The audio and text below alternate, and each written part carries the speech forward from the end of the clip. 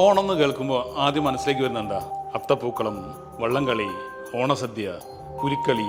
ഇതിൻ്റെ എല്ലാം മുകളിൽ മറ്റൊരു കാര്യം കൂടെയുണ്ട്: കുടുംബങ്ങളുടെ ഒത്തുചേരൽ. ഓണം ഒരു ഉത്സവം മാത്രമല്ല, കേരളത്തിൻ്റെ സംസ്കാരവും പാരമ്പര്യവും ആഘോഷിക്കുന്ന ഒരു മഹോത്സവം കൂടിയാണ്. പണ്ടുകാലത്ത് ഓണം വന്നു കഴിഞ്ഞാൽ ഗ്രാമങ്ങൾ മുഴുവൻ ഉണരും, വീടുകൾ വൃത്തിയാക്കും, മുറ്റം മുഴുവൻ ചാണകം മെഴുകും, കുട്ടികൾ പൂക്കൾ ശേഖരിക്കാൻ വേണ്ടി രാവിലെ തന്നെ ഇറങ്ങും. അങ്ങനെ ഓരോ ദിവസം കൂടുന്തോറും പൂക്കളത്തിൻ്റെ വലിപ്പം കൂടി വരും. അതുപോലെ തന്നെ ഓണത്തിൻ്റെ ആവേശവും കൂടും. ഓണക്കൂടി വാങ്ങുന്ന ഓർത്തം വളരെ വലിയ സന്തോഷമായിരുന്നു. പുതിയ വസ്ത്രമൊക്കെ ധരിച്ച് കുടുംബാംഗങ്ങളെല്ലാം ഒന്നിച്ച് കൂടുമ്പോൾ അവിടെ സമ്പത്തിൻ്റെ സന്തോഷമല്ല, സ്നേഹത്തിൻ്റെ സന്തോഷമാണ്. ഓണസദ്യയായിരുന്നു ആഘോഷത്തിൻ്റെ പ്രധാന ആകർഷണം. വാഴയിൽ വിളമ്പുന്ന വിവിധ വിഭവങ്ങൾ: അവിയൽ, ഓലൻ, തോരൻ, പായസം, പപ്പടം.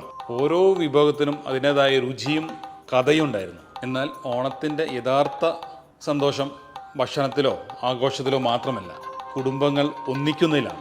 ഇപ്പോഴും നഗരത്തിൽ ജീവിക്കുന്നവരും വിദേശത്ത് ജീവിക്കുന്നവരും എല്ലാവരും സ്വന്തം വീട്ടിലേക്ക്, നാട്ടിലേക്ക് മടങ്ങി വരുന്നൊരു സമയം കൂടിയാണ്.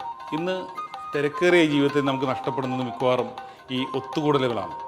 ഓണം നമ്മളെ ഓർമ്മിപ്പിക്കുന്നത് ഒരു വലിയ സത്യമാണ്: ജീവിതത്തിലെ ഏറ്റവും വലിയ സമ്പത്ത് കുടുംബത്തിലെ സ്നേഹവും ഒരുമയുമാണ്. ഈ ഓണത്തിന് നമുക്ക് ഒരുമിച്ച് ചേരാം, നമ്മുടെ സംസ്കാരത്തെ, പാരമ്പര്യത്തെ, കുടുംബ ബന്ധങ്ങളെ ആസ്വദിക്കാം, ആഘോഷിക്കാം. എല്ലാവർക്കും ഹൃദയം നിറഞ്ഞ ഓണാശംസകൾ.